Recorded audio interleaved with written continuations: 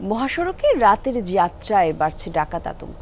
যাত্রী বেশে গাড়িতে উঠে কিংবা সড়কে গাছ ফেলে ডাকাতি করছে দুর্বৃত্তরা। মালামাল হারানোর পাশাপাশি হামলা, শ্লীলতাহানির শিকার হচ্ছেন যাত্রীরা। আবার পুলিশ বলছে মহাসড়কে বাড়ানো হয়েছে নিরাপত্তা, গ্রেফতার হচ্ছেন জড়িতরা।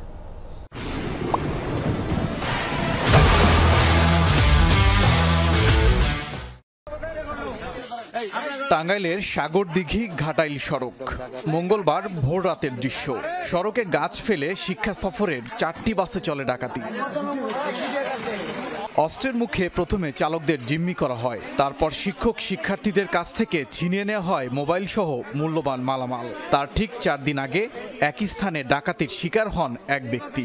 রাস্তার ধারে যে কটা 20-25টা মুথা আছে না, পুরানো এবং নতুন সকলগুলো এলো রাস্তা ডাকাতির যে গাছ কেটে ফেলে। জুয়া খেলবো, মাদকের টাকার জন্য সে ডাকাতি করবে, জুয়ায় লস হলে সে ডাকাতি করবে। প্রশাসনের যদি একটা ব্যবস্থা এখানে না হয় তাহলে এটা কঠিন।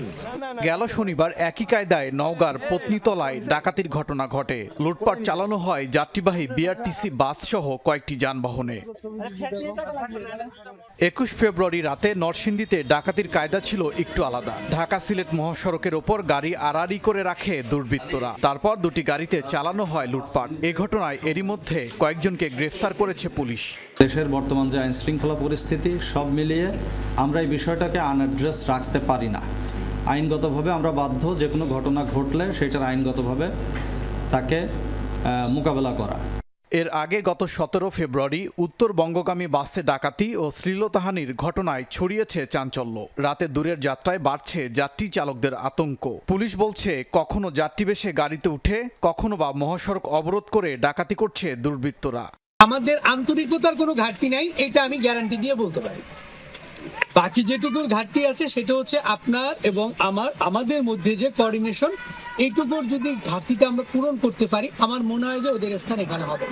পুলিশের দাবি মহাসড়কগুলোতে নিরাপত্তা জোরদার করা হয়েছে, বাড়ানো হয়েছে টহল। ওবায়দুর রহমান, যমুনা নিউজ।